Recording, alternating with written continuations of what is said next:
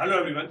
अगर आप लोग ये सेशन देख रहे हैं तो मैं मान रहा हूं कि आपने आरपीएससी एई 2024 के प्रीलिम्स एग्जाम को फोड़ा है और आप एक्सपेक्ट कर रहे हो कि आप मेंस का एग्जाम लिखने वाले हो। मेंस एग्जामिनेशन के अंदर हमारा जो सबसे इंपॉर्टेंट रोल प्ले करता है वो है सोशल एस्पेक्ट ऑफ इंजीनियरिंग, जिसका सेशन आप अभी देखने वाले हैं। Social aspect of engineering complete मैंने यूट्यूब पे करा दी है फ्री ऑफ कॉस्ट। आप ये सारे सेशन देख सकते हैं, पूरा सिलेबस कवर्ड है। सोशल एस्पेक्ट ऑफ इंजीनियरिंग के अलावा हमारा जो बाकी काम बचता है मेंस को क्लियर करने के लिए वो है सवालों की प्रैक्टिस, क्योंकि अब कन्वेंशनल सवाल आपको अटेम्प्ट करने हैं पेपर के अंदर, तो हमें उनकी प्रैक्टिस होनी चाहिए। For that we have launched a dedicated batch, that is Baroda batch for RPSC AE 2024 mains examination. इसके साथ आपको ये भी गेज करना होगा कि जब आप प्रिपरेशन कर रहे हैं आपकी प्रिपरेशन का लेवल क्या है। For that you have to give the test, sufficient number of test. That also we have launched on Unacademy। तो आपके आरपीएससी के लिए मेंस एग्जामिनेशन के लिए 2024 मेंस बैच अवेलेबल है, और आपकी प्रैक्टिस के लिए, आपके प्रैक्टिस को और एनहांस करने के लिए ऑफलाइन टेस्ट सीरीज भी अवेलेबल है। ऑफलाइन टेस्ट सीरीज जयपुर में कराई जाएगी। हर वीकेंड पे एक टेस्ट होगा, 20 टेस्ट है इसके अंदर, सब्जेक्ट वाइज टेस्ट भी है, फुल लेंथ टेस्ट भी है, ताकि सफिशिएंट आपको प्रैक्टिस मिल जाए पूरे एग्जामिनेशन पैटर्न की। ऑफलाइन सेंटर और कोई नहीं रखा हुआ है, आपको जयपुर आके टेस्ट देना पड़ेगा। 28 या 26 अक्टूबर को हम ये टेस्ट स्टार्ट कर देंगे, शेड्यूल आप चेक कर सकते हैं। इस वीडियो के डिस्क्रिप्शन बॉक्स में मेंस बैच और ऑफलाइन टेस्ट सीरीज बैच का लिंक मैंने पिन कर दिया है। Do enrol for these 2 particular courses, ताकि आप अपनी प्रिपरेशन को और इनहेंस कर पाओ और फाइनली सिलेक्शन ले पाओ।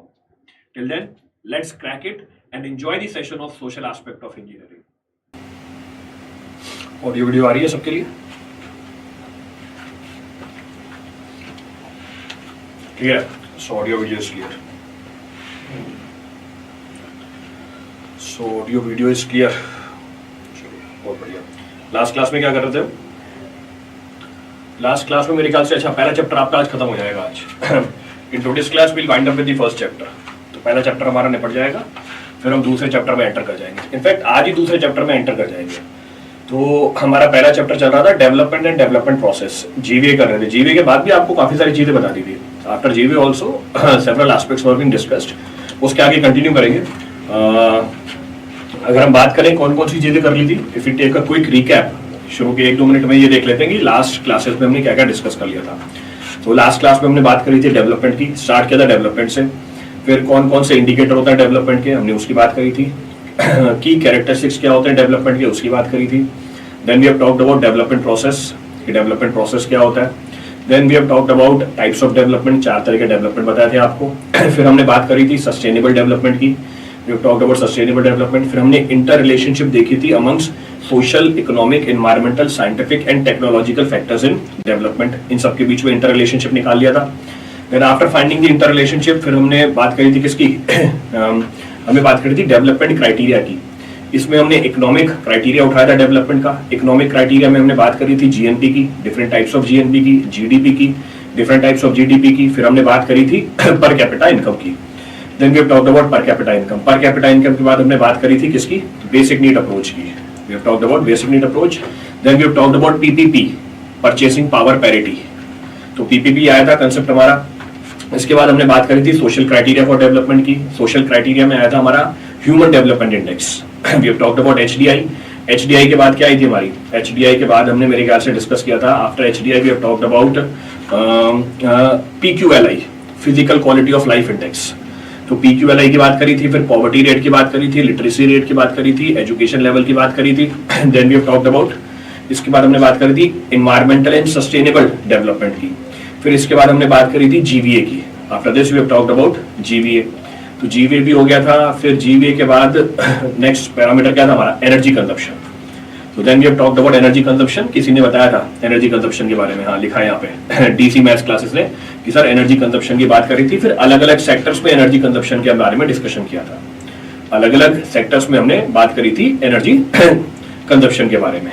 तो मेरे ख्याल से यहाँ पे आके हमारी डिस्कशन खत्म हुई थी लास्ट वाली क्लास में। Till here the discussion was being carried out in last class. अब हमारा आखिरी टॉपिक बचा है इस चैप्टर का, वो है carbon footprint and carbon credit system. वो आज की क्लास में हम करेंगे। चैप्टर नंबर 1 खत्म हो जाएगा, will enter into chapter number 2। फिर हम रूरल इकोनॉमी में आ जाएंगे।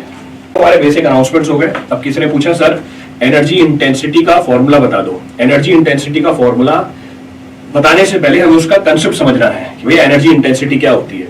सो energy intensity measures how much of the energy is used to produce 1 unit of GDP.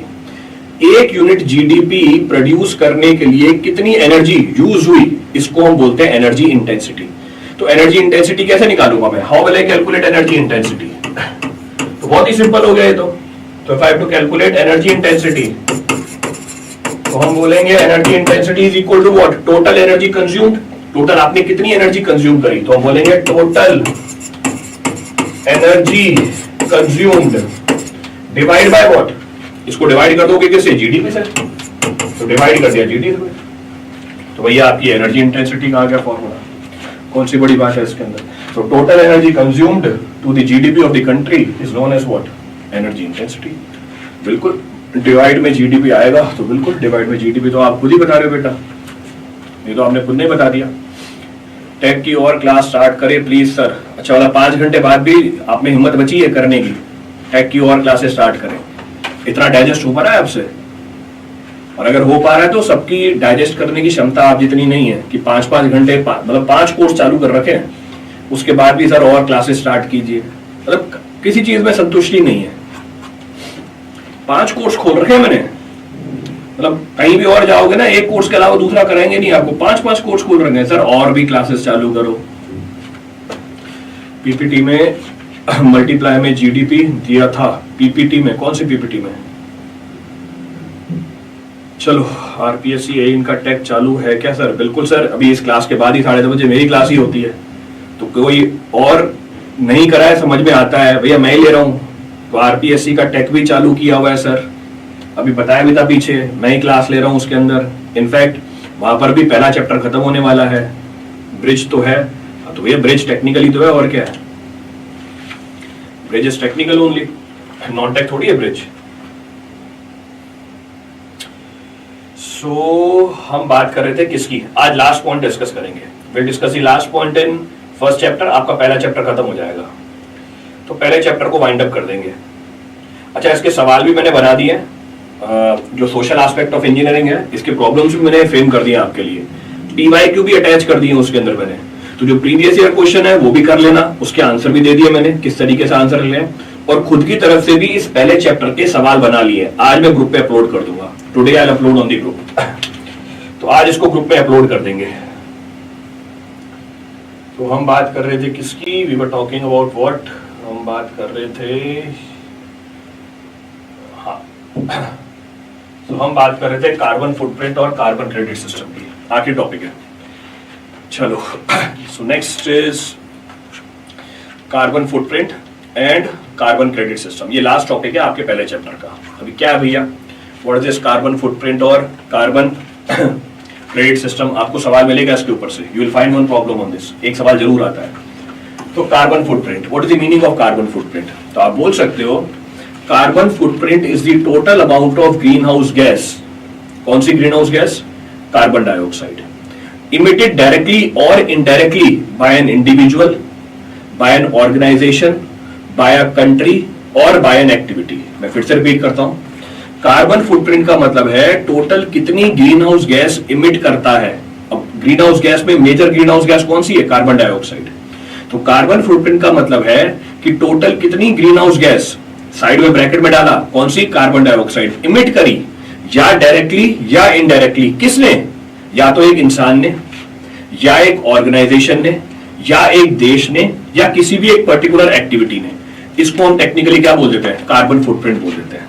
इसको हम क्या बोल देते हैं, कार्बन फुटप्रिंट बोल देते हैं। जैसे एग्जांपल लेते हैं, एक कार, हमारा एग्जांपल है कार, मुझे इस कार का क्या निकालना है, कार्बन फुटप्रिंट निकालना है। I have to find the carbon footprint of this car.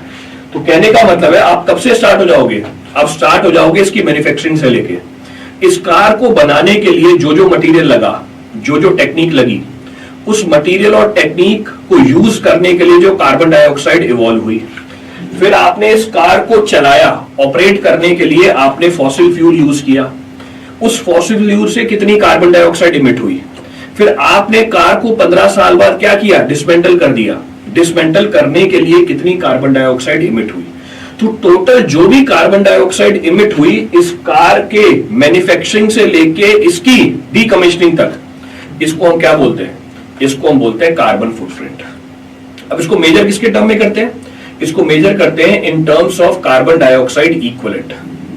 तो कार्बन फुटप्रिंट को मेजर करते हैं in terms of carbon dioxide equivalent. Clear है चीज? तो समझने के लिए एग्जांपल, इस कार का कार्बन डाइऑक्साइड इक्विवेलेंट कितना था? एग्जांपल लिया मैंने 50 टन, तो 50 टन CO2।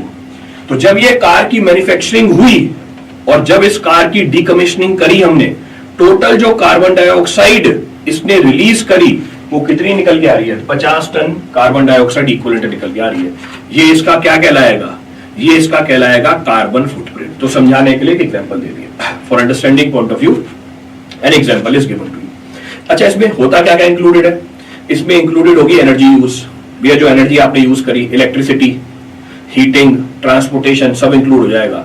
फिर इंडस्ट्रियल प्रोडक्शन में जो जो कार्बन डाइऑक्साइड इमिट हुई, आपने फैक्ट्री में यूज किया इसको, आपने मैन्युफैक्चरिंग में इसको जितनी कार्बन डाइऑक्साइड इवॉल्व करवाई। फिर एग्रीकल्चर और डिफॉरेस्टेशन इंक्लूडेड है इसके अंदर, कि आपने इसको बनाने में कहीं एग्रीकल्चर या डिफॉरेस्टेशन एक्टिविटी को तो इंक्लूड नहीं किया, वो भी आप डालोगे। उसकी वजह से कितना कार्बन डाइऑक्साइड इमिट हुआ। आपने पेड़ काट दिए, पेड़ क्या करता? कार्बन डाइऑक्साइड को कार्बन डाइऑक्साइड को एब्जॉर्ब कर रहा होता। क्योंकि आपने डिफॉरेस्टेशन करी, वो एक particular amount of carbon dioxide को एब्जॉर्ब नहीं कर पाया, वो भी आप इसमें इंक्लूड करोगे। फिर it will consider the waste disposal, कि जब आप इसको डिस्पोज कर रहे हो उस समय कितना कार्बन डाइऑक्साइड इमिट हो रहा है। तो कहने का मतलब है ये सारी चीजें कंसीडर की जाएंगी, क्या निकालने के लिए?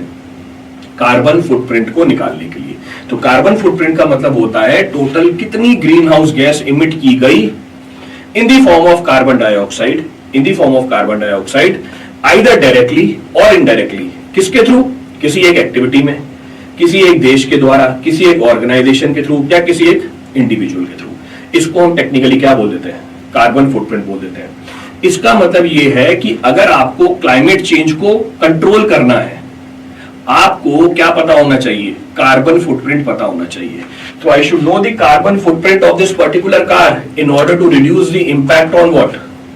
Impact on climate change. तो लेट अस सपोज मेरा एजेंडा क्या है? मेरा एजेंडा है क्लाइमेट चेंज को कॉम्बैट करना। तो मुझे पता होना चाहिए कि कौन कौन सी एक्टिविटी कितनी कार्बन डाइऑक्साइड इमिट कर रहा है। यानी हमें क्या पता होना चाहिए? हर एक एंटिटी का कार्बन फुटप्रिंट पता होना चाहिए। तो इसीलिए कंसेप्ट बहुत ही इंपॉर्टेंट है। अब ये कार्बन फुटप्रिंट कितने तरह के होते हैं? कार्बन फुटप्रिंट होते हैं हमारे दो तरह के। एक होते हैं primary carbon footprint. A very important point, सवाल एक्सपेक्ट कर रहे हैं इसके ऊपर, तो आपको सवाल मिलेगा इसके ऊपर, तो बोलेगा कितने तरह के कार्बन फुटप्रिंट होते हैं? यहां तक तो सब बता देंगे आपको कार्बन फुटप्रिंट, पर कितने तरह के? दो तरह के कार्बन फुटप्रिंट है। एक है प्राइमरी कार्बन फुटप्रिंट, दूसरा है सेकेंडरी कार्बन फुटप्रिंट। फर्क क्या है इसके अंदर? प्राइमरी कार्बन फुटप्रिंट, तो these are direct emission from the fossil fuel. जो डायरेक्ट इमिशन हुई है फॉसिल फ्यूल के कंबशन से, उसको हम बोलेंगे प्राइमरी कार्बन फुटप्रिंट। जैसे एग्जांपल देता हूं मैं। एग्जांपल, आपकी गाड़ी है, गाड़ी चलाते हो, फ्यूल डलवाते हो, फ्यूल डलवाया, क्या हुआ? कार्बन डाइऑक्साइड इवॉल्व हुई, तो प्राइमरी कार्बन फुटप्रिंट।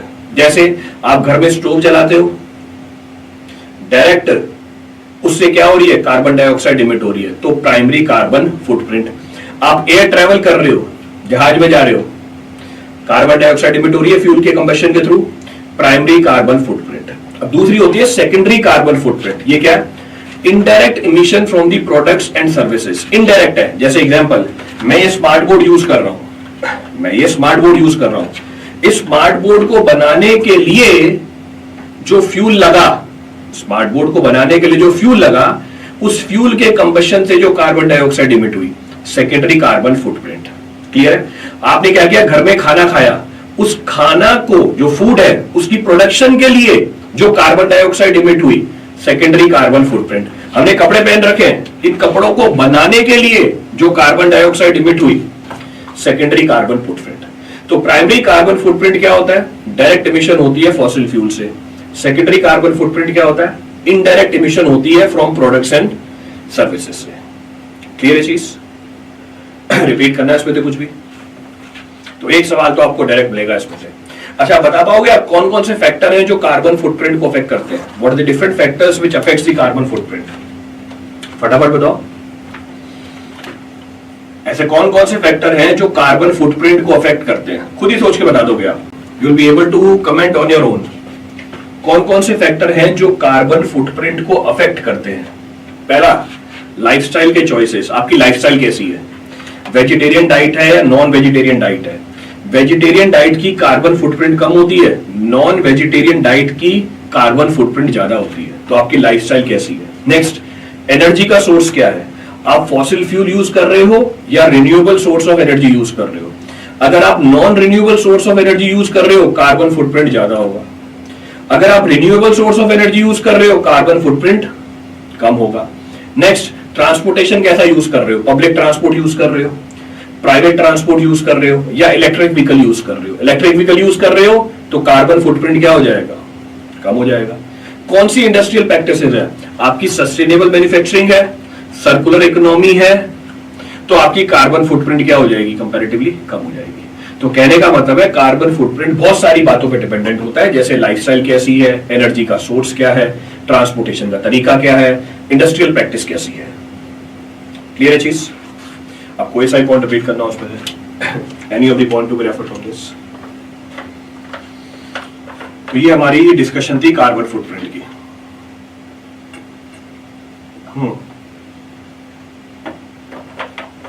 कौन सी टेक्नोलॉजी आपने यूज कर रखी है? फॉरेस्टेशन। बिल्कुल, फॉरेस्टेशन करोगे कार्बन फुटप्रिंट क्या हो जाएगी? कम हो जाएगी, क्योंकि फॉरेस्ट क्या करता है? फॉरेस्ट कार्बन डाइऑक्साइड को एब्जॉर्ब करने में हमारी हेल्प करता है। ज्यादा डेवलपमेंट देश का कार्बन फुटप्रिंट ज्यादा होगा? फिर तो सर बिल्कुल नहीं। यही बात हमने लास्ट वाली क्लास में डिस्कस करी थी, डीसी मैथमेटिक्स। अगर किसी को याद है वो कमेंट करेगा। देखो, डीसी मैथमेटिक्स क्लासेस क्या सही स्टेटमेंट बोल रहा है? ज्यादा डेवलपमेंट का मतलब ये बिल्कुल नहीं है कि ज्यादा कार्बन फुटप्रिंट होगी। ज्यादा डेवलप्ड कंट्री है, इसका मतलब ये है कि ज्यादा एफिशिएंटली वो एनर्जी को यूटिलाइज कर रहा है, कार्बन फुटप्रिंट कम होगी। जितने डेवलप्ड देश हैं उनकी एनर्जी एफिशिएंसी ज्यादा है। अगर एनर्जी एफिशिएंसी ज्यादा है, इसका मतलब कार्बन फुटप्रिंट क्या है? कम है।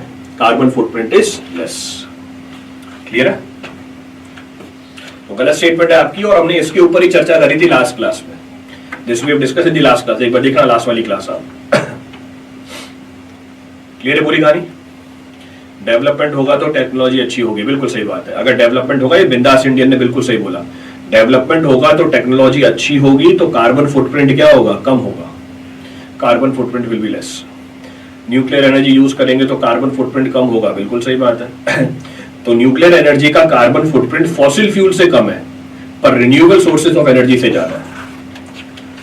फॉसिल फ्यूल से कम है, पर रिन्यूएबल सोर्सेज ऑफ एनर्जी से ज्यादा है। अब क्या है, डिफॉरेस्टेशन भी अफेक्ट करेगा। बिल्कुल, अगर आप पेड़ काट दोगे तो भैया कार्बन फुटप्रिंट बढ़ जाएगा। बिल्कुल सही बात है निधि। डिफॉरेस्टेशन किया तो पेड़ नहीं है, पेड़ क्या करते हैं? कार्बन डाइऑक्साइड को एब्जॉर्ब करते हैं। तो अगर पेड़ नहीं है, कार्बन डाइऑक्साइड एब्जॉर्ब नहीं होगी, कार्बन फुटप्रिंट ज्यादा मिलेगा। एफिशिएंट ज्यादा होते हैं डेवलप्ड देश। एफिशिएंट मैंने बोला था तो आपने समझाया था कि हाँ एफिशिएंट ज्यादा, बिल्कुल। ये देखो स्मार्ट मैथमेटिशियन, वो डीसी क्लास तुम देखो, तुम्हारी ऐसे अच्छी क्लास है मैथमेटिक्स वाली। ये मैथमेटिक्स वाली क्लास ज्यादा अच्छी है, याद रखती है। सर जैसे टीवी इंडस्ट्री को चलाने के लिए इलेक्ट्रिसिटी रिक्वायर होती है, तो वो मेनली तो फॉसिल फ्यूल से ही आ रही है, तो प्राइमरी कार्बन नहीं। बेटा क्या, वापस बोलो। देखो अभिषेक धतीश ने क्या बोला, टीवी इंडस्ट्री को चलाने के लिए जो इलेक्ट्रिसिटी आ रही है वो फॉसिल फ्यूल से आ रही है, बिल्कुल सही बात है। तो टीवी इंडस्ट्री के लिए प्राइमरी कार्बन फुटप्रिंट क्या हो गया? टीवी इंडस्ट्री के लिए प्राइमरी कार्बन फुटप्रिंट क्या हो गया? फॉसिल फ्यूल का यूज होना। पर मैं टीवी यूज कर रहा हूं, मैंने अगर टीवी यूज किया, मेरे लिए तो सेकेंडरी कार्बन फुटप्रिंट है ना भाई। मेरी इंडस्ट्री थोड़ी है, मैं तो टीवी लगा रखा है अपने घर में। मैंने टीवी लगा रखा है घर में, मैंने टीवी खरीदा है। मैंने टीवी खरीदा है इसलिए टीवी बना है, इसलिए टीवी को बनाने के लिए कार्बन डाइऑक्साइड इमिट हुई है। तो इनडायरेक्ट हुआ ना ये, it is an indirect. AQI को नहीं बेटा, उससे लिंक्ड नहीं है carbon footprint, it is not linked with that. AQI हमें बस क्या बताता है? एयर क्वालिटी बताता है, it will only indicate the air quality. Electric vehicle battery बनाने में कार्बन इमिट नहीं होता है क्या सर? बिल्कुल होता है, क्यों नहीं होता? तो सेकेंडरी कार्बन फुटप्रिंट है ना। तो इलेक्ट्रिक व्हीकल की बैटरी बनाने में देखो, परफेक्ट एग्जांपल लिखा हुआ था, अभी गाड़ी लिखी थी मैंने, कहां गया पीछे देखो, एक गाड़ी बना रखी थी मैंने। तो मैंने क्या बोला? इस गाड़ी को बनाने में जितना कार्बन फुटप्रिंट हुआ, फिर इस गाड़ी को चलाने में जितना कार्बन फुटप्रिंट हुआ, तो अगर इलेक्ट्रिक व्हीकल है, बस बनाने की बात है ना, इसके बाद जब ऑपरेट कर रहे हो अगले 15 साल के लिए, तब तो कोई कार्बन फुटप्रिंट नहीं है ना। तो इसका मतलब इलेक्ट्रिक व्हीकल की टोटल कार्बन फुटप्रिंट क्या हो गई, कम हो गई। बनाने में लगी है बिल्कुल, ये थोड़ी कि बनाने के लिए आपने फॉसिल फ्यूल यूज नहीं किया, बनाने के लिए तो बिल्कुल यूज किया, बैटरी बनाई है, बाकी कंपोनेंट बनाए हैं, पर अब जब चल रही है अगले 15 साल के लिए, तब थोड़ी ना कार्बन डाइऑक्साइड को इवॉल्व कर रही है। यूजर से डायरेक्ट इनडायरेक्ट रिलेट कर रहे हैं, बिल्कुल यूजर से रिलेट कर रहे हैं। क्लियर है? चलो अब आगे बढ़ते हैं। So will continue. ज्यादा होगा तो एनवायरमेंट भी डैमेज, बिल्कुल कार्बन फुटप्रिंट ज्यादा होगा तो एनवायरमेंट पे डैमेज भी ज्यादा होगा। इसीलिए अगर मुझे क्लाइमेट चेंज को रोकना है, मुझे पता होना चाहिए कौन से प्रोडक्ट का कितना कार्बन फुटप्रिंट है। जिसका कार्बन फुटप्रिंट ज्यादा होगा उसको पकड़ेंगे, आ बेटा साइड में आ, फिर इसका इलाज करेंगे इस तरीके से कि कार्बन फुटप्रिंट क्या हो जाए, इसका कम हो जाए। तो पहले वैल्यू होनी चाहिए ना मेरे पास, इसीलिए कंसेप्ट को इवॉल्व किया गया। चलो आगे बढ़ते हैं। So will continue. बहुत डिस्कशन हो गया इस बात के ऊपर। तो नेक्स्ट है हमारे पास क्या, कार्बन क्रेडिट सिस्टम। तो अभी तक हम बात कर रहे थे कार्बन फुटप्रिंट की, अब हम बात करेंगे किसकी अब हम बात करेंगे कार्बन क्रेडिट की। Now will be talking about carbon credit. इसीलिए गवर्नमेंट सब्सिडी दे रही है ईवी पर, बिल्कुल इसीलिए गवर्नमेंट सब्सिडी दे रही है ईवी पर। अब हम बात करेंगे कार्बन क्रेडिट की। अब ध्यान से सुनना, कार्बन क्रेडिट क्या होता है। Refer this very carefully. Carbon credit is a permit, ये एक परमिट है that allows a company or organization to emit a certain amount of carbon dioxide or other equivalent greenhouse gases। मैं फिर से repeat कर रहा हूं, कार्बन क्रेडिट एक परमिट है जो किसी भी कंपनी को या ऑर्गेनाइजेशन को या इंडिविजुअल को एमिट करने के लिए परमिशन दे देता है। किसको? कार्बन डाइऑक्साइड को। तो समझने के लिए एग्जांपल लेते हैं। हमारे पास है एक carbon credit, we have 1 carbon credit, किसके बराबर है? 1 टन कार्बन डाइऑक्साइड इक्विवेलेंट के बराबर है। अगर मेरे पास एक कार्बन क्रेडिट है, इसका मतलब मैं क्या कर सकता हूं? इसका मतलब मैं 1 टन कार्बन डाइऑक्साइड या इक्विवेलेंट गैसेस को इमिट कर सकता हूं एटमॉस्फेयर के अंदर। This is the meaning of 1 carbon credit. अब आप बोलोगे ये सर मिलेगा कैसे? How you will get this? ये कार्बन क्रेडिट कैसे मिलता है? देखो ये कार्बन क्रेडिट कैसे मिलता है। इस कार्बन क्रेडिट को पाने के लिए आपको मार्केट बेस्ड मैकेनिज्म फॉलो करना पड़ेगा। अब क्या होता है market based mechanism? Let's suppose मेरे पास एक इंडस्ट्री है। इंडस्ट्री है किसकी? लेट्स सपोज पेंट इंडस्ट्री है। मेरे पास एक पेंट इंडस्ट्री है जो क्या करती है, जो 1 किलो नहीं लीटर में लेते हैं, जो 1 लीटर पेंट प्रोड्यूस करती है। एग्जांपल लिया मैंने। 1 लीटर पेंट प्रोड्यूस करने के लिए जो मार्केट है उसने ये डिसाइड किया, क्या डिसाइड किया? आप 10 टन कार्बन डाइऑक्साइड को एमिट कर सकते हो। एग्जांपल है, ये पकड़ के मत बैठ जाना सर 1 लीटर ही तो पेंट है तो 10 टन कार्बन डाइऑक्साइड कैसे एमिट हुई। सिर्फ हाइपोथेटिकल वैल्यूज लिखी है मैंने समझाने के पॉइंट ऑफ व्यू से। तो हमारी एक पेंट इंडस्ट्री है, ये 1 लीटर पेंट प्रोड्यूस कर रही है। मैंने माना कि जो मार्केट है उसने डिसाइड किया 1 लीटर पेंट को प्रोड्यूस करने के लिए कितना कार्बन डाइऑक्साइड इमिट होता है? 10 टन कार्बन डाइऑक्साइड इमिट होता है। अब आपने क्या किया? आपने अपनी टेक्नोलॉजी को इंप्रूव किया। आपने अपनी टेक्नोलॉजी को इंप्रूव किया और इंप्रूव करने के बाद 1 लीटर पेंट बनाने के लिए आपने सिर्फ 8 टन कार्बन डाइऑक्साइड इमिट किया। यानी 2 टन कार्बन डाइऑक्साइड आपने कम इमिट किया, तो आपको 2 कार्बन क्रेडिट मिल जाएंगे। You will get 2 carbon credit. Clear है चीज? अब आप बोलोगे सर मेरे पास 2 कार्बन क्रेडिट आ गए, मैं क्या करूं उसका? What should I do? देखो क्या कर सकते हो, 2 चीजें। एक, इस साल आपने 2 टन कम कार्बन डाइऑक्साइड इमिट करी। लेट्स सपोज अगले साल आपने 2 टन ज्यादा कर दी, तो आपके ऊपर पेनल्टी नहीं पड़ेगी। आप अपना किसको यूज कर सकते हो? इन 2 कार्बन क्रेडिट को यूज कर सकते हो। तो अगर कोई कंपनी या अगर कोई ऑर्गेनाइजेशन या अगर कोई इंडिविजुअल जो परमिटेड वैल्यू है इससे ज्यादा कार्बन डाइऑक्साइड इमिट करता है तो उसके ऊपर पेनल्टी पड़ती है। उससे कम करता है तो उसको कार्बन क्रेडिट मिल जाते हैं। तो आप क्या कर सकते हो? आप अपना कार्बन क्रेडिट किसी दूसरी कंपनी को बेच सकते हो। आप अपना कार्बन क्रेडिट किसी दूसरी कंपनी को बेच सकते हो। दूसरी कंपनी है वो क्या कर रही है? 1 लीटर पेंट बनाने में 15 टन कार्बन डाइऑक्साइड इमिट कर रही है। It is emitting 15 ton of carbon dioxide. अब ये क्या करती है कंपनी? ये वाली कंपनी 2 टन मेरे से ले सकती है, तो 2 कार्बन क्रेडिट तो मेरे से ले लिए इसने। तो अभी भी क्या है? 5 है, तो 5 में से 2 यूज हो गए, 3 का डेफिसिट है। तो एक दूसरा कंसेप्ट भी है इसके अंदर, क्या? इस पेंट के मालिक ने क्या किया, इस पेंट के मालिक ने एक विंड फार्म बनाया, इस पेंट के मालिक ने एक विंड फार्म बनाया, और ये विंड फार्म एक साल में जो एनर्जी प्रोड्यूस करता है, ध्यान से सुनना, ये विंड फार्म एक साल में जो एनर्जी प्रोड्यूस करता है, जो एनर्जी प्रोड्यूस करता है, अगर मैं उस एनर्जी को कन्वेंशनल तरीके से प्रोड्यूस करता तो 3 टन कार्बन डाइऑक्साइड इमिट होती, पर क्योंकि ये तो विंड फार्म है, इसने कितनी कार्बन डाइऑक्साइड की इमिशन को बचाया, 3 टन, तो इसको 3 कार्बन क्रेडिट मिल गए। तो 3 कार्बन क्रेडिट इसने यहां से यूज किए, 2 मेरे से खरीद लिए, इसकी पेनल्टी बच गई, इसकी पेनल्टी क्या हो गई, बच गई। तो कहने का मतलब है कार्बन क्रेडिट किसकी तरह काम कर रहा होता है, आपके शेयर्स की तरह काम कर रहा होता है। जैसे आप शेयर मार्केट से शेयर खरीदते हो, खुद भी यूज कर सकते हो, अपने पास रख सकते हो और बेच सकते हो, वैसे ही ये कार्बन क्रेडिट हम क्या कर सकते हैं, ये एक सर्टिफिकेट होता है जिसको आप खुद भी यूज कर सकते हो और सामने किसी और पार्टी को बेच भी कर सकते हो। तो ये कार्बन क्रेडिट क्या बताता है, ये कार्बन क्रेडिट ये बताता है कि आप 1 टन कार्बन डाइऑक्साइड इक्विवेलेंट के बराबर कार्बन डाइऑक्साइड को इमिट कर सकते हो एटमॉस्फेयर में। क्लियर है चीज। तो ये हमारा मोटा मोटा फंडा होता है कार्बन क्रेडिट का। मैंने खूब सारे एग्जांपल लेके आपको ये बता दिया, I have taken many examples to explain this. इसका मेजरमेंट कैसे करते हैं कार्बन डाइऑक्साइड का इंडिविजुअल इंडस्ट्री में, बिल्कुल ये टेस्ट होते हैं। अब जैसे पेंट की इंडस्ट्री है, पेंट की इंडस्ट्री में जो एमिशन हो रहा है तो एमिशन के ऊपर टेस्ट किया जाएगा ना। आपकी गाड़ी का, आपने जो एग्जांपल पूछा अभिषेक धतीच, परफेक्ट एग्जांपल है। कैसे आपकी गाड़ी का जो पॉल्यूशन है वो कैसे मेजर किया जाता है। आपने ये बोला ना सर मुझे कैसे पता कि गाड़ी कितना कार्बन मोनोऑक्साइड इमिट कर रही है, भैया टेस्ट कराने जाते हो ना, गाड़ी का पॉल्यूशन चेक कराते हो ना। पेट्रोल पंप पे गए, पॉल्यूशन चेक कराया, वो बीच में एक सेंसर डालता है, टेस्ट करता है आपकी गाड़ी को, बोलता है एक्सेलेरेटर लगाओ, धुआं निकलता है, वो धुएं में जो भी गैसेस है वो आपको बता देता है। तो भैया उसके लिए तो टेस्ट है। तो कैसे मेजर करते हैं, टेस्ट से मेजर करते हैं भैया। तो प्रैक्टिकली भी परफॉर्म दी टेस्ट। तो हर एक इंडस्ट्री के हर एक पॉल्यूटेंट के लिए हमारे पास क्या है, टेस्ट है। Test is available. Sir 6 month में टेक कंप्लीट हो जाएगा क्या फर्स्ट क्लास से? बेटा मतलब मेरी नॉलेज ये कहती है कि अगर कोर्स लॉन्च किया है मैंने तो ये सोच के लॉन्च किया होगा कि 6 महीने में टेक कंप्लीट करूंगा तभी बच्चे पेपर दे पाएंगे।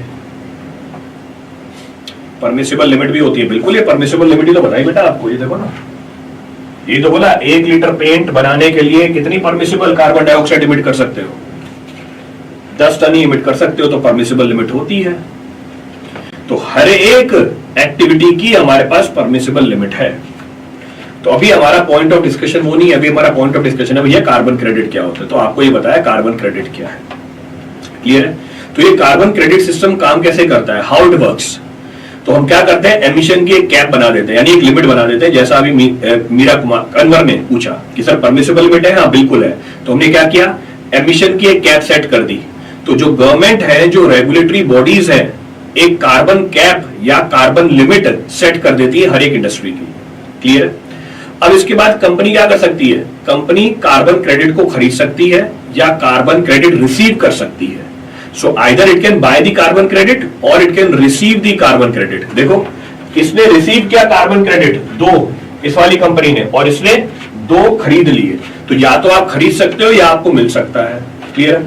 नेक्स्ट आप कार्बन क्रेडिट की क्या कर सकते हो, कार्बन क्रेडिट की आप ट्रेडिंग कर सकते हो, you can do the trading of the carbon credit. चौथा तरीका, आप कार्बन ऑफसेट भी कर सकते हो।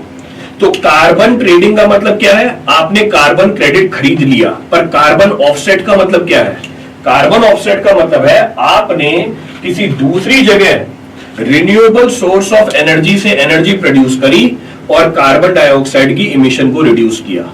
ऐसा करने से आपको 3 कार्बन क्रेडिट मिले, इसको आप यहां पर यूटिलाइज कर सकते हो। This is known as carbon offset. इसको टेक्निकली क्या बोलते हैं, कार्बन ऑफसेट बोल देते हैं।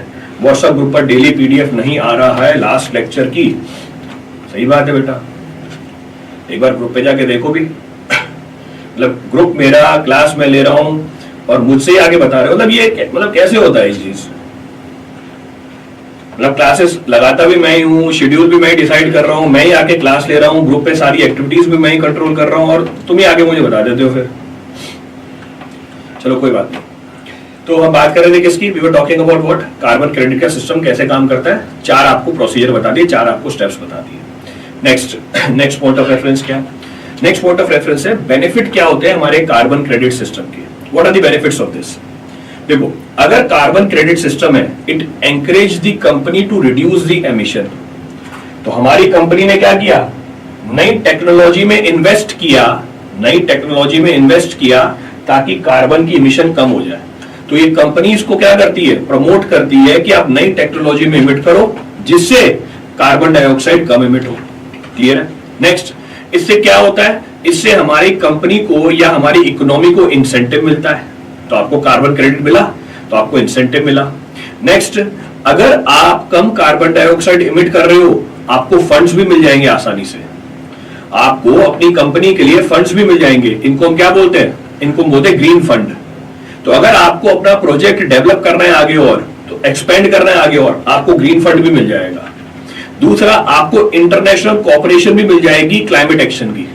You will get the international corporation on climate action. कहने का मतलब है इंटरनेशनल लेवल पे आपको रिकॉग्नाइज किया जाएगा।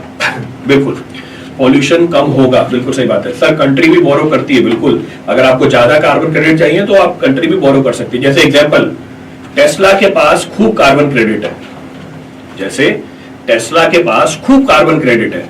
तो टेस्ला का अगर आप देखोगे, उसकी बैलेंस शीट देखोगे, टेस्ला का मेरे को ध्यान नहीं है 8% था, कितना था, 8% के आसपास का प्रॉफिट, टेस्ला का 8% के आसपास का प्रॉफिट जो है वो किसकी वजह से है, कार्बन ट्रेडिंग की वजह से। वो अपने कार्बन क्रेडिट बेच देता है किसी दूसरे इंडिविजुअल को, ऑर्गेनाइजेशन को या दूसरे देश को, और उसके प्रॉफिट परसेंटेज का ये 8% निकल के आता है। तो कहने का मतलब क्या है, कहने का मतलब है आपको इकोनॉमिक इंसेंटिव मिल रहे हैं इससे, तो बेनिफिट है कार्बन क्रेडिट के। टेस्ला क्या करती है, इलेक्ट्रिक व्हीकल बनाती है, इट मेक्स इलेक्ट्रिक व्हीकल, तो उसको कार्बन क्रेडिट मिलते हैं। बिल्कुल, शेल भी है।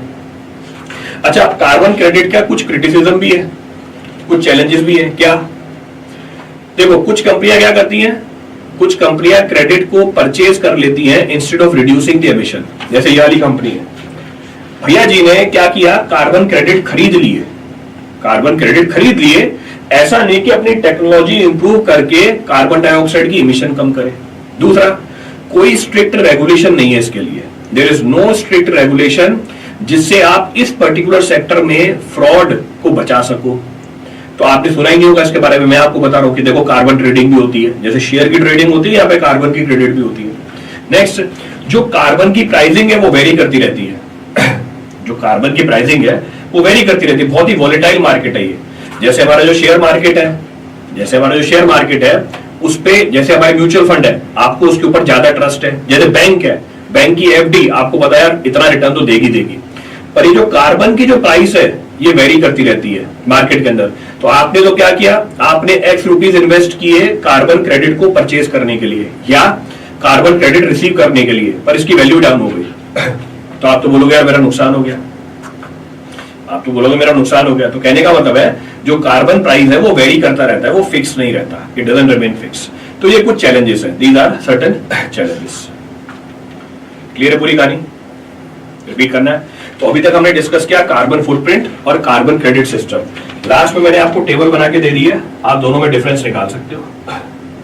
तो ये कार्बन फुटप्रिंट और कार्बन क्रेडिट सिस्टम के बीच में डिफरेंसेस बना के दे दिए आपको, शेयर मार्केट की तरह। बिल्कुल सही बात है, पॉलिसी चेंज हो गई तो कोई फायदा नहीं, बिल्कुल सही बात है ये भी। तो ये हप्पू सिंह ने, हप्पू है हैप्पी है, तो हप्पू सिंह ने बिल्कुल सही बोला कि अगर पॉलिसी चेंज हो गई तो आपका फायदा कम हो सकता है, योर एडवांटेज कैन रिड्यूस। तो क्या डिफरेंस है दोनों के अंदर, डेफिनेशन पता है हमें कार्बन फुटप्रिंट की, total green house gas emission from an entity. Carbon credit system का मतलब क्या होता है, a market based mechanism to control the emission. Objective क्या है इसका, कार्बन फुटप्रिंट का, कार्बन फुटप्रिंट का ऑब्जेक्टिव है to reduce the personal, industrial और national emission. Carbon credit system का ऑब्जेक्टिव क्या है, allow the businesses to trade the emission allowances. Approach क्या है कार्बन फुटप्रिंट की, ये फोकस करता है measurement of total carbon dioxide emitted. Carbon credit system की अप्रोच क्या है, it uses financial incentives for emission control. अगर आपने इमिशन कम किया तो आपको फाइनेंशियल इंसेंटिव मिल जाएगा। क्लियर है, क्रिया सर्टिफिकेशन फॉर बिल्डिंग कंस्ट्रक्शन, ये भी कार्बन क्रेडिट है? नहीं, ये सर्टिफिकेशन है बस, ये कार्बन क्रेडिट नहीं है। ये सर्टिफाई कर देगी कि हाँ आपने क्या किया है, आपने सस्टेनेबल मटेरियल को यूज किया है कंस्ट्रक्शन करने के लिए। ये कार्बन क्रेडिट नहीं देगी आपको। तो जो लीड है, ग्रीहा है, ये क्या सर्टिफाई करती हैं कि आपकी जो कंस्ट्रक्शन है वो ग्रीन है, योर कंस्ट्रक्शन इज ग्रीन। पर कितना कार्बन डाइऑक्साइड आपने कम इमिट किया, उसके लिए दूसरी बॉडीज है। ये कार्बन क्रेडिट प्रोवाइड नहीं करती है, they do not provide the carbon credit. So this completes your first chapter. ये आपका पहला चैप्टर कंप्लीट कर देता है। क्लियर है पूरी कहानी?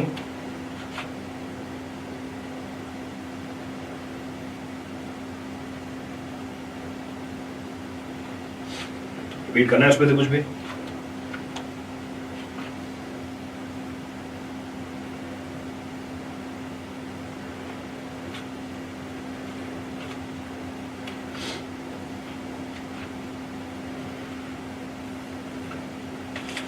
चले, तो यहाँ पे आपका पहला चैप्टर खत्म हो जाता है। Here your first chapter finishes. अब हम आते हैं हमारे दूसरे चैप्टर के ऊपर। Now we'll enter into the second chapter, like green building strategies using green building material. बिल्कुल, कोई यूज कर क्रेडिट ले सकते हैं। हाँ, तो अभिषेक ने ये बात सही बोली, आपने ग्रीन बिल्डिंग स्ट्रेटजीज में ग्रीन बिल्डिंग मटेरियल यूज किए, उससे आपको क्रेडिट मिल सकते हैं।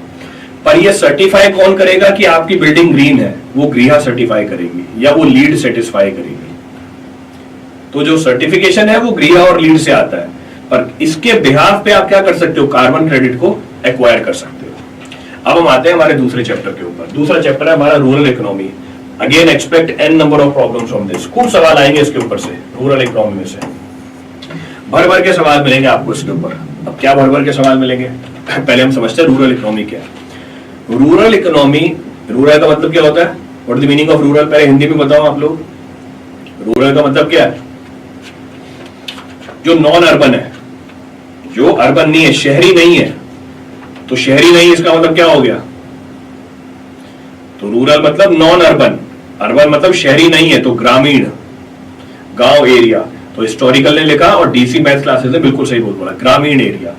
तो rural economy refers to what? Rural economy refers to economic activities and livelihood in non urban area और इन ग्रामीण area, primarily which involves agriculture, it involves small scale industry, it involves rural services, it involves cottage industry। आपको यहाँ पे cottage industry भी मिल जाएगी। तो rural economy refers to the economic activities and livelihood in a non-urban area, जैसे ग्रामीण area. इसमें क्या क्या इन्वॉल्व होता है इस इकोनॉमी में? इस इकोनॉमी में एग्रीकल्चर होगा, स्मॉल स्केल इंडस्ट्री हो जाएंगी, रूरल सर्विसेज हो जाएंगी, कॉटेज इंडस्ट्री हो जाएंगी। पर ये बहुत ही क्रूशियल रोल प्ले करती है हमारे नेशनल डेवलपमेंट में, स्पेशली उस कंट्रीज में जिसमें मेजर पॉपुलेशन कहां रहती हो? रूरल एरिया में रहती हो। जैसे हमारा देश है, हमारे देश में major chunk of the population 60 से लेकर 70% पॉपुलेशन कहां है? रूरल एरिया में। तो इसका मतलब हमारे देश की डेवलपमेंट में रूरल इकोनॉमी का सिग्निफिकेंस बहुत ज्यादा है। तो इस रूरल इकोनॉमी के की कैरेक्टरिस्टिक्स क्या होते हैं? हैंडक्राफ्ट, बिल्कुल, एनिमल हस्बेंड्री, एब्सोल्युटली करेक्ट। तो ये जो रूरल इकोनॉमी है, इसकी की प्रॉपर्टीज कौन कौन सी है? पहला, ये प्राइमरीली डिपेंड करती है एग्रीकल्चर के ऊपर और अलाइड सर्विसेज के ऊपर। तो मिल जाएगा, तो जो रूरल इकोनॉमी है ये प्राइमरीली डिपेंडेंट है किसके ऊपर? प्राइमरीली डिपेंडेंट है एग्रीकल्चर के ऊपर और जो अलाइड सर्विसेज है, जैसे एनिमल हस्बेंड्री हो गया, एग्रीकल्चर से जो आपने प्रोड्यूस किया, आपने इसकी प्रोसेसिंग कर ली। आपको रूरल इकोनॉमी में क्या मिलेगा? आपको रूरल इकोनॉमी में मिलेगा कॉटेज इंडस्ट्री, आपको मिलेगा हैंडीक्राफ्ट, आपको मिलेगा स्मॉल स्केल इंटरप्राइजेस। यहाँ पे लिमिटेड इंफ्रास्ट्रक्चर होता है, जो कनेक्टिविटी होती है वो कंपैरेटिवली कम होती है। रूरल इकोनॉमी में पर कैपिटा इनकम कंपैरेटिवली क्या मिलेगी आपको? कम मिलेगी। सो लोअर पर कैपिटा इनकम होगी। ज्यादा डिपेंडेंस होगी किसके ऊपर? सरकारी बेनिफिट्स के ऊपर। तो सरकार बहुत सारी स्कीम लेके आती है किसके लिए? रूरल एरिया के लिए। तो यहाँ पे डिपेंडेंसी बहुत ज्यादा होती है गवर्नमेंटल सपोर्ट के ऊपर। क्लियर है चीज? इसलिए जो रूरल इकोनॉमी है is distinct from urban economy. जो रूरल इकोनॉमी है ये शहरों की इकोनॉमी से बिल्कुल ही डिफरेंट है, क्योंकि ये डिपेंडेंट है एग्रीकल्चर के ऊपर, नेचुरल रिसोर्सेज के ऊपर, स्मॉल स्केल इंडस्ट्रीज के ऊपर। क्लियर है? कपड़े की बुनाई, बिल्कुल सही बात है। Agriculture, pasture land, farming, handmade craft, ये सारे एग्जाम्पल सही बताए हैं बिंदास इंडियन ने भी और मैथमेटिशियन क्लास ने भी। बहुत ही सही। क्लियर है पूरी कहानी? तो अगर हम कुछ फीचर्स की बात करें रूरल इकोनॉमी की, कल्चरल वैल्यूज पर भी, हाँ बिल्कुल सही बात है, कल्चरल वैल्यू बहुत स्ट्रांग मिलेंगी आपको रूरल एरिया के अंदर। अब अगर हम बात करें इसके कुछ की फीचर्स की, if you talk about the key features of rural economy, पहला की feature, it is an agricultural driven economy. लिखा है ना आपने एग्रीकल्चर। प्राइमरी ऑक्यूपेशन क्या होता है? एग्रीकल्चर होता है, फार्मिंग होती है, लाइफ स्टॉक होता है, फिशरी होती है, फॉरेस्ट्री होती है। अब मैं आपको सारे एग्जांपल दे रहा हूं। तो ये एग्रीकल्चर ड्रिवन इकोनॉमी है, जहां पे जो एम्प्लॉयमेंट होती है वो सीजनल होती है। क्यों? एग्रीकल्चर कैसा होता है? बहुत बढ़िया। एग्रीकल्चर कैसा ऑक्यूपेशन है? एग्रीकल्चर हमारा सीजनल ऑक्यूपेशन है, ये सीजन के ऊपर डिपेंड करता है। इसलिए यहाँ पे आपको इनकम की फ्लक्चुएशंस बहुत ज्यादा मिलेगी। कभी इनकम बहुत ज्यादा हो जाएगी, कभी इनकम बहुत कम हो जाएगी। यहाँ पे मैकेनाइजेशन क्या होता है? कम होता है। तो एग्रीकल्चर ड्रिवन इकोनॉमी में आपको मैकेनाइजेशन बहुत कम मिलेगा। ट्रेडिशनल फार्मिंग के तरीके यूज करते रहते हैं, ट्रेडिशनल फार्मिंग के तरीके यूज करते रहते हैं। जैसे इंडिया में 60% जो हमारी रूरल वर्कफोर्स है वो एंगेज्ड है एग्रीकल्चर के अंदर। इंडिया में 60% rural workforce is engaged in agriculture. तो पहली जो प्रॉपर्टी है रूरल इकोनॉमी की वो क्या है? ये एग्रीकल्चर ड्रिवन इकोनॉमी है। दूसरा, स्मॉल स्केल और कॉटेज इंडस्ट्रीज मिलेंगी आपको, जैसे हैंडीक्राफ्ट, जैसे पॉटरी, जैसे वीविंग बुनाई किसी ने लिखा था, जैसे एग्रो प्रोसेसिंग। तो ये आपको क्या देता है? नॉन फार्म एम्प्लॉयमेंट देता है। नॉन फार्म, क्या डायलॉग था? हाँ, so it provides what? Non farm employment opportunities. Clear है चीज? नेक्स्ट आप क्या बोल सकते हो? जैसे इसका एग्जांपल है, जैसे खादी, जैसे एग्जांपल क्या है? Khadi, village industry. तो आपने बोला कि ये ट्रेडिशनल तरीके हैं, बिल्कुल ही ट्रेडिशनल तरीके। तो ये प्रॉपर्टी होती है हमारी किसकी? रूरल इकोनॉमी की। अगली प्रॉपर्टी क्या है? ये इनफॉर्मल और अनऑर्गेनाइज्ड इकोनॉमी होती है। अब ये सारे पॉइंट लिखे हैं आपको वहां पे। इट इज इनफॉर्मल, वो बोलेगा फीचर्स बताओ रूरल इकोनॉमी के। तो पहला फीचर क्या है? एग्रीकल्चर ड्रिवन इकोनॉमी है। दूसरा, it depends upon small scale and cottage industries. तीसरा, it is informal and organise sector. तो मोस्टली पीपल क्या है यहाँ पे? मोस्टली लोग क्या है? एम्प्लॉयमेंट का इनफॉर्मल तरीका यूज करते हैं। वेजेस बहुत लो होते हैं, कोई जॉब की सिक्योरिटी नहीं होती, कोई फिक्स्ड वर्किंग आवर्स नहीं होते, कोई स्टेबल इनकम नहीं होती। There is no stable income. जैसे एग्जांपल हमारे रूरल लेबरर्स, ये क्या करते हैं? शहरों में चले जाते हैं, जब गांव में काम आता है फिर दोबारा से गांव में आ जाते हैं। इसकी एक और प्रॉपर्टी क्या है? लो पर कैपिटा इनकम।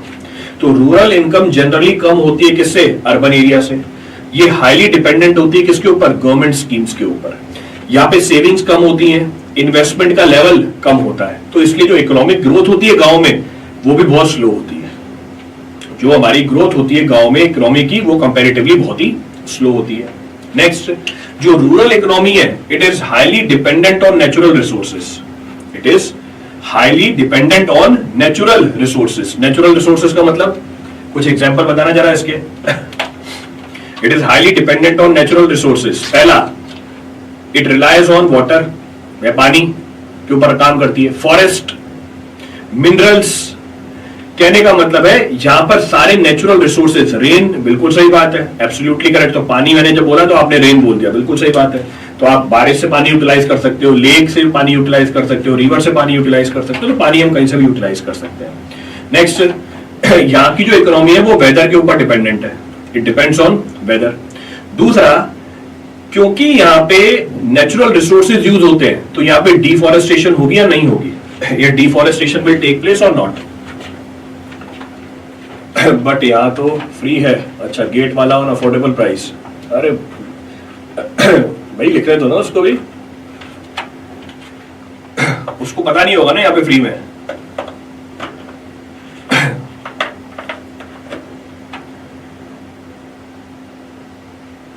बिल्कुल सही बात है अभिषेक ददीज। Less technological awareness. यहाँ पे टेक्नोलॉजिकल अवेयरनेस क्या है? कम है। Technological awareness is comparatively less. उसको ये भी नहीं पता होगा कि जिस वाला की वो बात कर रहा है वहां पे मेरे बच्चे पढ़ा रहे हैं यहां से ज्यादा पैसा लेके। चलो कोई बात नहीं। तो हम बात कर रहे थे किसकी? हम बात कर रहे थे कि यहाँ पे डिपेंडेंसी किसके ऊपर ज्यादा होती है? नेचुरल रिसोर्सेज के ऊपर ज्यादा होती है। Dependency on natural resources is comparatively very high. तो डिफॉरेस्टेशन, बिल्कुल सही बात है। तो डिफॉरेस्टेशन होगी। अगर डिफॉरेस्टेशन होगी तो एनवायरमेंट के ऊपर इंपैक्ट क्या होगा? अगर डिफॉरेस्टेशन होगी तो एनवायरमेंट के ऊपर इंपैक्ट क्या होगा, कंपैरेटिवली ज्यादा होगा, it will be comparatively more. YouTube short fan club, कम से कम 50 मैसेज डालो यहाँ पे, हाँ, put at least 50 messages, then we'll book our seat. Continuously 50 message डालो यहाँ पे, तब सीट को हम बुक करेंगे, सारे सीट बुक करेंगे। जितने भी लोग देख रहे हैं वो भी करेंगे, मैं भी सीट बुक करूंगा तुम्हारी। चलो नेक्स्ट क्या है, desert area in Rajasthan rural village, बिल्कुल सही बात है, जो डेजर्ट एरिया राजस्थान का वो रूरल विलेज है। नेक्स्ट फीचर क्या है, what is the next feature of rural economy? Next feature है lack of infrastructure and basic services. जो इंफ्रास्ट्रक्चर है वो नहीं मिलेगा आपको यहाँ पे। इंफ्रास्ट्रक्चर मतलब जैसे इंफ्रास्ट्रक्चर जैसे रोड, इंफ्रास्ट्रक्चर जैसे इलेक्ट्रिसिटी, इंफ्रास्ट्रक्चर जैसे हेल्थ केयर, इंफ्रास्ट्रक्चर जैसे डिजिटल कनेक्टिविटी, ये सारी चीजें रूरल एरिया में नहीं होता है। बैंकिंग सर्विसेज बहुत लिमिटेड होती हैं, फाइनेंशियल सर्विसेज बहुत लिमिटेड होती है, वाटर की स्कैरसिटी होती है, there is a scarcity of water. हाँ, हॉस्पिटल आ गया हेल्थ फैसिलिटीज के अंदर, बिल्कुल सही बात है भाई। क्यों, कोई बात नहीं बेटा, उसको करने दो, सबका अपना अपना काम है। तो ये भी एक प्रॉपर्टी हो गई इसकी, this is also one of the property. अच्छा, अगली प्रॉपर्टी क्या है इसकी? अगली प्रॉपर्टी है पॉपुलेशन ग्रोथ हाई होती है या लो होती है? ध्यान से सोच के बताना, रूरल एरिया में आपको पॉपुलेशन ग्रोथ ज्यादा मिलेगी या कम मिलेगी? In rural area population growth is high और लो? हाई।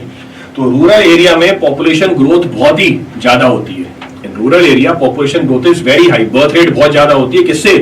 अर्बन एरिया से। क्लियर है चीज? पर प्रोडक्टिविटी भी कम होती है, भले ही ग्रोथ रेट हाई है पर प्रोडक्टिविटी ऑल्सो लेस। क्लियर है? नेक्स्ट, वहां पे प्री डोमिनेंस होती है किसकी? ट्रेडिशनल और कल्चरल प्रैक्टिसेस की। किसी ने कमेंट किया था, बहुत बढ़िया बात बोली थी कि आपको रूरल इकोनॉमी में प्री डोमिनेंस मिलेगी किसकी? ट्रेडिशनल और कल्चरल प्रैक्टिस की। You will get the pre dominance of traditional and cultural practice. Clear है? छोड़ो सर इसे, तुच्छ नेगेटिव प्राणी है, कहीं पर मिलते हैं, इनको ऐसे इग्नोर करो। चलो ठीक है sir. Next, rural economy dependent होती है किसके ऊपर? गवर्नमेंट सपोर्ट के ऊपर और वेलफेयर स्कीम के ऊपर। आपको आपके पेपर में पूछेगा कि बताओ 5 वेलफेयर स्कीम, अभी हम करेंगे आगे, I discuss all the welfare schemes, कि कौन कौन सी गवर्नमेंट की वेलफेयर स्कीम है इंडिया लेवल पे और राजस्थान के लेवल पे, सारी स्कीम हम डिस्कस करेंगे। क्लियर है? नेक्स्ट प्रॉपर्टी क्या है इसकी? What is the next property? Next property क्या है इसकी? इसमें जो वर्कफोर्स की अवेलेबिलिटी है वो आपको कंपैरेटिवली ज्यादा मिलेगी। In rural economy the availability of the workforce is comparatively more. ज्यादा लोग हैं काम करने के लिए, पर प्रोडक्टिविटी क्या है? कम है। लोग ज्यादा है पर ज्यादा लोगों की प्रोडक्टिविटी कम है। शहर में लोग कम है पर उनकी प्रोडक्टिविटी क्या है? ज्यादा है। There productivity is more. Sir RRB JE के लिए एनवायरमेंट एंड पॉल्यूशन कंट्रोल कब से स्टार्ट कर रहे हैं? बेटा जब जरूरत होगी तब स्टार्ट कर दूंगा मैं। तो जिस समय जरूरत लगेगी मुझे, मैं उसी समय स्टार्ट करके खत्म भी करा दूंगा। क्लियर है? तो ये हमारे चैप्टर नंबर 2 का आपको इंट्रोडक्शन दे दिया। अनस्किल्ड लेबर है, स्किल लो होती है। ठीक है, चलो धन्यवाद। बाकी अब करते हैं कल वाली क्लास में, rest will discuss in tomorrow's class. Thank you everyone, thank you. Less ground water depletion as compare to urban area. हाँ, ग्राउंड वाटर की डिप्लीशन कम होती है क्योंकि ग्राउंड वाटर का रिचार्ज ज्यादा होता है। एक तो ग्राउंड वाटर का रिचार्ज ज्यादा होगा, दूसरा गांव के अंदर पानी की डिमांड कम होती है। शहरों में एक तो पानी की डिमांड ज्यादा, और जो ग्राउंड वाटर का रिचार्ज है वो कंपैरेटिवली कम होता है, that is comparatively less. Development एक कंटिन्यूअस प्रोसेस है, तो कुछ कंट्रीज को डेवलप्ड क्यों बोलते हैं? हाँ, तो अभी भी डेवलप हो ही रही है ना वो। अगर हम बोल रहे हैं कि कोई देश डेवलप्ड है, इस बात का मतलब ये थोड़ी है कि उसकी डेवलपमेंट रुक गई है, वो अभी भी तो आगे डेवलप हो ही रहा है ना। पर हमारा जो बेंचमार्क है कि भैया हमने बोला कि इतनी पर कैपिटा इनकम आ गई, तो हाँ आपका इतना स्टैंडर्ड ऑफ लिविंग हो जाएगा कि आप किस कैटेगरी में आ गए हो? डेवलप्ड नेशन की कैटेगरी में आ गए हो। इसका मतलब ये नहीं कि उनकी जो लाइफस्टाइल है वो और इंप्रूव नहीं होगी, वो और भी इंप्रूव करेंगे। सब मिला के एक पीडीएफ पहले चैप्टर की, बिल्कुल सब मिला के एक पीडीएफ आपको पहले चैप्टर की मिल जाएगी।